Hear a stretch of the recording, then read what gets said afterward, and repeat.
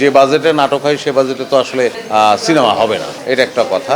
তো সেই সীমাবদ্ধতাগুলো আছে, সেই সীমাবদ্ধতার মধ্যেই নাটককে এখনো আমরা ভালো করে করার চেষ্টাটা করছি, সততাটা রক্ষা করার চেষ্টা করছি। তো আমি হ্যাপি। এটা উতরে যাওয়াটার ব্যাপার না, এটা কিন্তু আসলে যদি আমরা ইসের সঙ্গে মিলাই যে একটা 100 মিটার দৌড়, 5 জন দৌড় দিয়েছে, কেউ উতরে গেল, ব্যাপারটা তা না। এই দৌড়টা নিজের সঙ্গে নিজে, আমার সঙ্গেই আমার দৌড়, নিজেকে উতরে যাওয়ার চেষ্টা।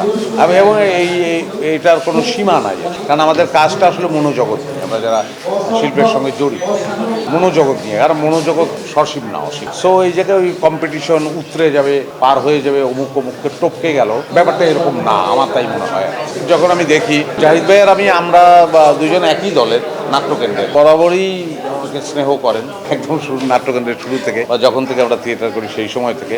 একজন অসাধারণ অভিনেতা, আমার খুব প্রিয় অভিনেতা উনি, এবং আমি সবসময় বলি যে ওনার মধ্যে একটা জাদু আছে। তো ওই দিন হচ্ছে ওনার আসলে বনলতা এক্সপ্রেসে আমার অ্যাক্টিং ওনার খুব, তো সেটা আমাকে হয়তো উনি জানানোর ট্রাই করছিলেন, কিন্তু আমি খেয়াল করিনি, ওই জন্য বকাঝকা করি। উৎসব দেখে জাহিদ ভাইয়ের সঙ্গে আমার কোনো কথা হয়, কিন্তু উৎসব আমি যখন দেখি আমার তানিমুলের সঙ্গে হবে, মানে অনেকদিন পরে, মানে দেখা তো হয় না আসলে, সিনেমাটা দেখার কারণেই। তো আমি তো প্রথমেই আসলে বলে দিলাম যে জাহিদ হাসানের একটা ম্যাচ, সেটা খুব অন্য। আর ওই যে চরিত্রটা, সেই চরিত্রটা একদম শুরু থেকে শেষ পর্যন্ত যে টেনে নিয়ে যাওয়া, এবং শেষে ভেতরগত একটা বেদনা যেটা পুরোপুরি প্রকাশ হচ্ছে না, এবং বেদনাটা এক ধরনের মেনে নেওয়া, এই যে সূক্ষ্ম অভিনয়টা, সেই জায়গাটা তো জাহিদ ভাই খুব দারুণ করে।